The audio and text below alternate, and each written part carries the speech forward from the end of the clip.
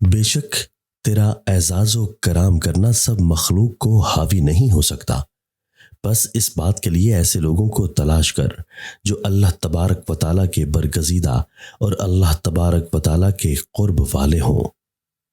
جو شخص ادب نہ ہونے کی وجہ سے مرتبہ میں پیچھے رہ جائے وہ اپنی خاندانی بزرگی کی بدولت آگے نہیں ہو سکتا۔ جب اچھا کام دیکھو تو اس کی پیروی کرو اور جب برا دیکھو تو اس سے دور ہو جاؤ۔ کوئی مالدار اپنے مال کی کثرت سے موت سے نہیں چھوٹ سکتا اور نہ کوئی فقیر اپنی تنگ دستی کے طفیل اس سے سلامت رہ سکتا ہے۔ بے شک تمہارا دین صرف زبانی لفظوں میں رہ گیا ہے، جیسا کوئی شخص اپنے کام سے تو بیکار رہے اور اپنے آقا کی خوشنودی حاصل کرنا چاہے۔ اللہ تعالیٰ اس انسان پر رحم کرے جس نے اس بات کا یقین کر لیا کہ اس کی جان موت کی طرف جا رہی ہے، پھر اس نیک عمل کرنے میں جلدی کی اور اپنی امیدوں کو چھوٹا کر دیا۔ ایسے اعمال کو ہمیشہ کرتے رہو جن کی بدولت دوزخ کی آگ سے نجات اور جنت میں داخل ہونے کی کامیابی ملے۔ جو انسان برائی کرے اس کے ساتھ نیکی کرنا نہایت اعلیٰ درجے کا کام اور بزرگی ہے۔ عقل مند سائلوں کی حاجت براری کرتا اور اپنے اچھے خصائل سے ان کو فیض پہنچاتا ہے۔ عقل مندی لوگوں سے نزدیکی کا ذریعہ اور بے وقوفی دوری کا وسیلہ ہے۔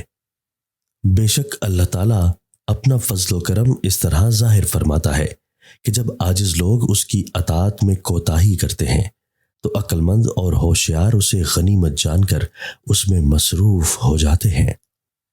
جو شخص عقل سے مدد لیتا ہے عقل اسے سیدھی راہ پر لگا دیتی ہے۔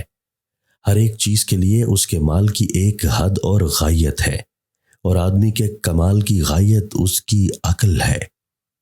علماء کی اہانت سے بچا رہ کہ یہ نہایت عیب کی بات ہے جو لوگوں کو تجھ پر ظن کر دے گی اور وہ تیری نسبت برے برے خیال رکھیں گے۔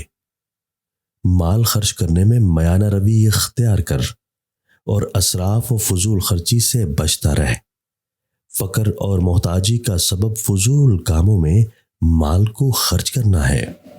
پانی میں تھوڑا نمک ڈال کر منہ دھو ڈالیے، 2 دن میں چہرے کے فالتو بال غائب ہو جائیں گے۔ نظر کا جاتے رہنا اس چیز کی طرف دیکھنے سے اچھا ہے جو فتنے کی موجب ہو۔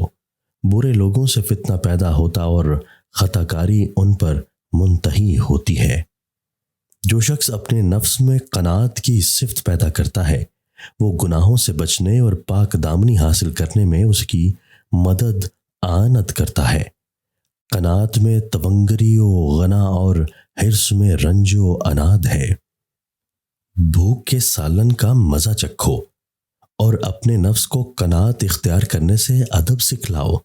عزت کو اس شخص نے پایا ہے جسے قناعت نصیب ہوئی ہے اور کامیابی کو اس نے حاصل کیا جسے طاعت کی توفیق ملی ہے۔